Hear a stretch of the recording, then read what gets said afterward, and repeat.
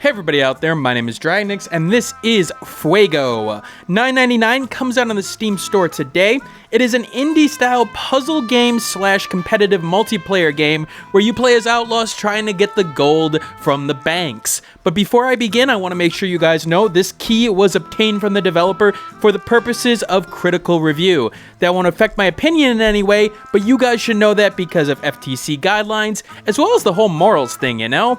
Let's get right into it.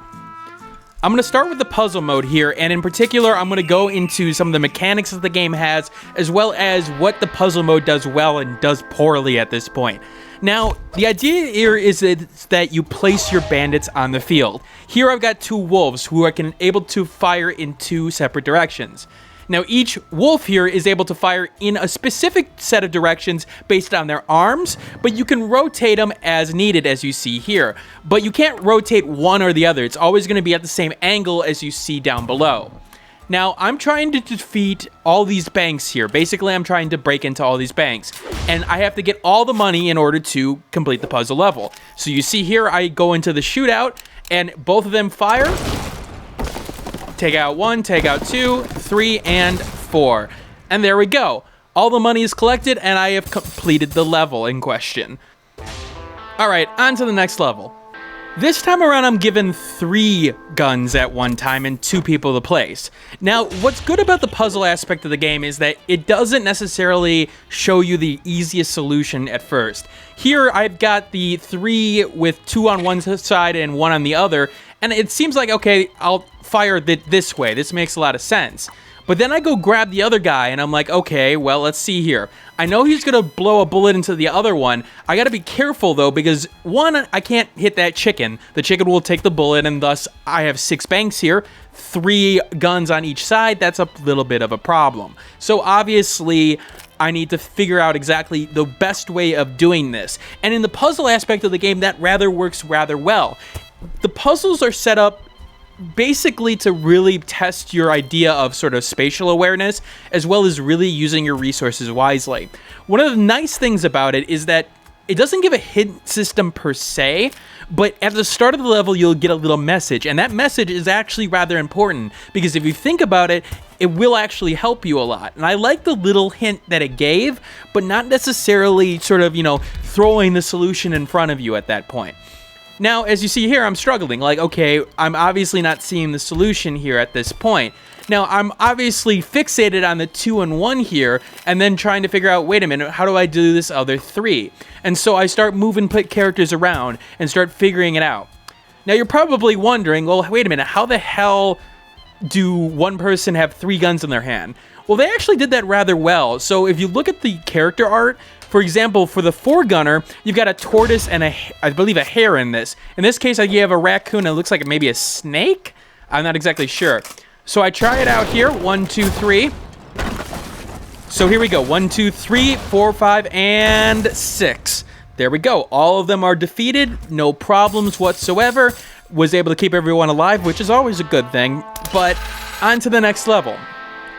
Now, each bandit has his own priority, and that is based on the number of guns he has.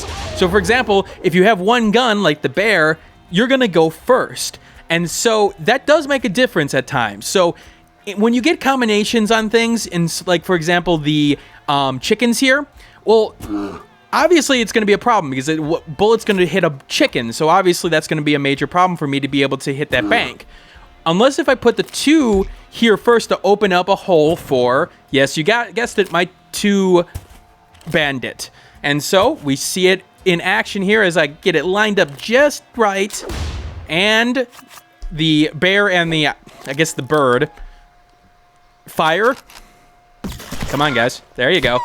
Fire, knocks a hole open, and then there we go.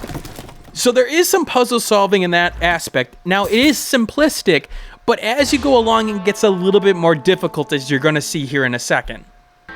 Now, the game starts to introduce more complicated scenarios, as I mentioned before, and now we have other bandits to deal with. Now, for example, I got a 3-shooter here, but 4 houses. How am I going to be able to take all the gold? Well, it's because of the other bandits. You got one bandit here pointing to this house, you got this bandit pointing to this one, and then you got the left-hand bandit pointing to the top right, and the bottom right banks. Now, I realize that I can't just hit the banks. I gotta hit the bandits. Because the bandits, if they get gold, if you shoot them after they get it, well, the gold is yours then. And that sort of sets up the multiplayer aspect of the game as well. So now I gotta figure out exactly what is the best configuration to take out all these bandits.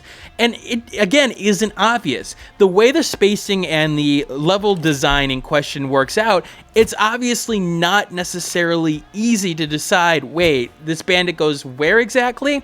Because you see all this open space in the middle, for example, and you think, okay, it's gotta be in something like that, right? Well, no. In fact, it's actually completely on the side in this case when I finally figure it out. Now, one thing I will say about the controls that I do not like, okay, and we see here, I finally figured it out. So I realized that I can point the guy here, shoot these guys, and be able to take their gold, and let's watch. And here we go, our raccoon, and I guess it's a weasel or something. But one, okay, so he took that gold. The 2-shooter goes, he takes one, takes the other gold. And the 3, take his gold, he gets that gold, but I get his gold, and he barely misses me. Accuracy is very important in this game because it can sometimes be pinpoint in how very precise you need it to be. Now, aesthetic-wise, the game's art, especially with the character drawings, is rather good. As you see it with these wolves here, I really like the style that the game is going for it. Yeah, there are a lot of whites and grays and, it's almost like Arizonian, Mexican, like that sort of southwestern of the United States area, but it does the job rather well. I do wish I would see a little bit of the character in question when I'm placing them, as you sort of lose the fact that, okay, this is a wolf I'm placing, but I can understand why they did that.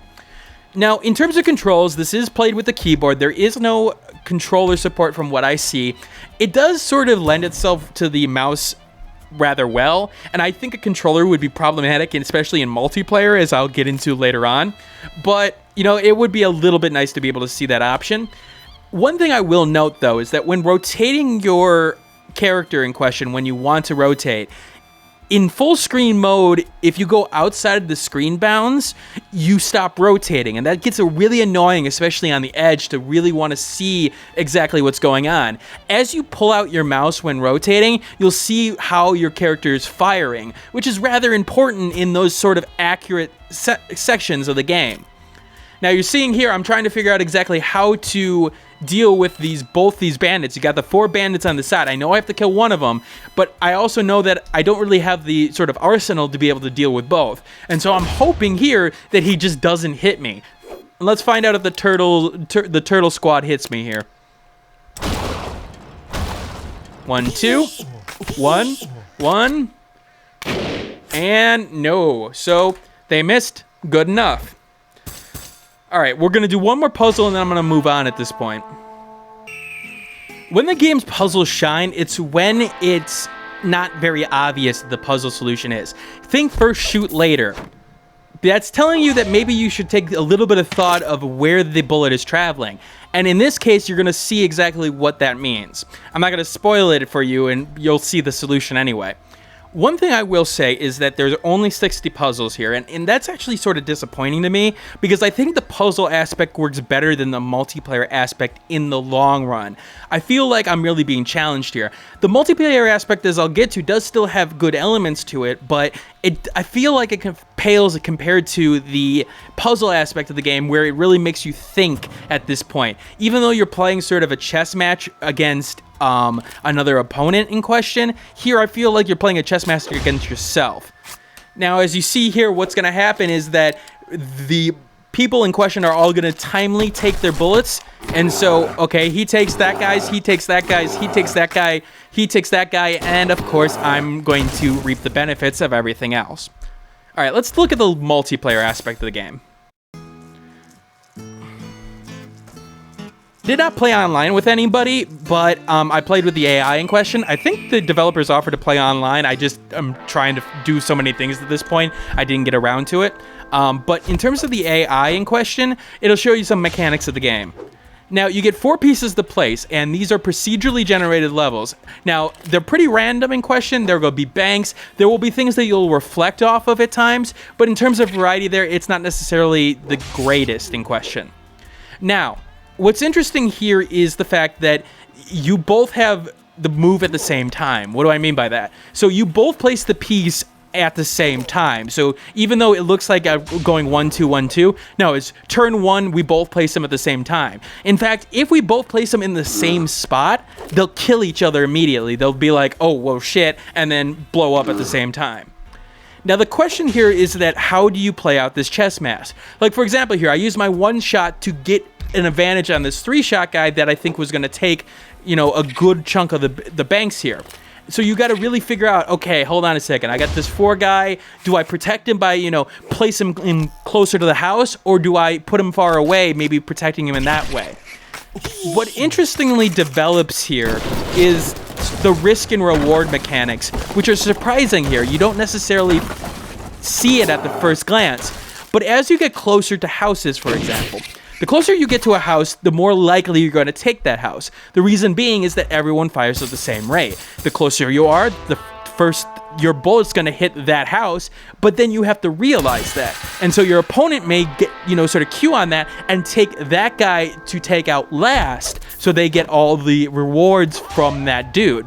And so now the question becomes, okay, do I take that house? Do I take that house? Hold on a second, what is he doing with those 2 guys? The chess match begins, and while you don't necessarily know what your opponent is going to do, I feel like it is balanced.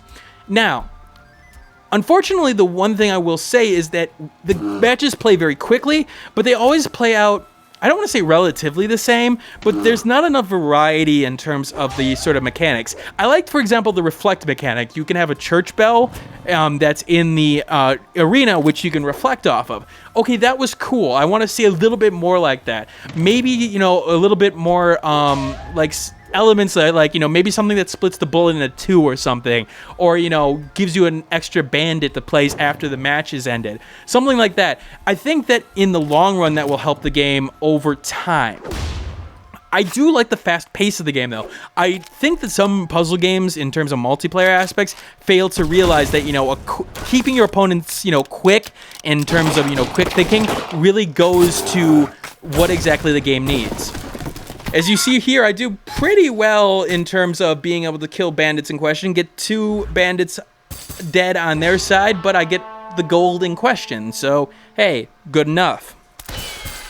Now, overall, Fuego is $10, and I think it does deliver in terms of the puzzle aspect of the game, and if you especially like multiplayer aspects of puzzle games, I think this does sort of execute well in terms of the chess mechanics in question. Do I want to see more from the game? Yes, of course, but I feel like even with its simplistic form, if you get somebody who's really, like, you know, wants to play a quick game with you, I think this works rather well. This game is, you know, good for a quick, like, 15 minutes of, you know, 15 matches of, you know, 1, 2, 3, 1, 2, 3, and making you figure out exactly what's going on, while, you know, sort of giving you a little bit of luck element to it. Like, if you place your 3 bandits, you're hoping maybe for like a 1 bandit to take out one of their guys. Maybe sometimes that works, maybe sometimes it doesn't. But of course, your opponent can counter you at this point. So I do really think the game does well in that retrospect. Now, overall, it's solid. Does it necessarily draw you entirely to the game in terms of its aesthetic, in terms of its, you know, overall puzzle mechanic? It could use a little bit more flash, but honestly, its solid base is what I can recommend here. And at $10, you don't get a lot of puzzle games that give you an online multiplayer aspect to it. Now, I will say that I wasn't able to test the online multiplayer aspect of it, and I don't know how the servers, or the, I shouldn't say servers, maybe, you know, peer-to-peer or something like that. I'm not exactly sure. But I don't know how that's going to work in terms of online capabilities. So check out some other reviews before you make a decision based on that. Alright, this is Dragonix signing out. Now, I do have an extra key for this game to give away. I still need to catch up on the other keys I need to give away, including that giveaway that was like over 2 months ago. There's a lot of stuff going on, guys, and I apologize for that. But I do have an extra key to give away. If you leave a comment below about what you think of Fuego, what you would like to see added, you know, just some general comment about Fuego and exactly what it has to offer, I will randomly choose from the comments section below.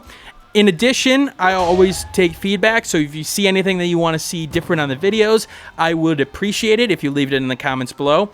And if you like this video, you can hit that like button. It helps it, get a little bit more visibility, as well as, maybe like that Steam review you might have seen it on in the description below. Again, subscribe if you want to see more content like this, and I will see you all later. Hey everybody, thanks for watching. If you like this content and want to see more of it, you may want to hit that subscribe button on the left-hand side. If you like this video and want to see more of this content, take a look at this video on the left-hand side as well. And if you missed my last video, take a look at the right-hand side. Once again, thanks for watching, and keep on gaming.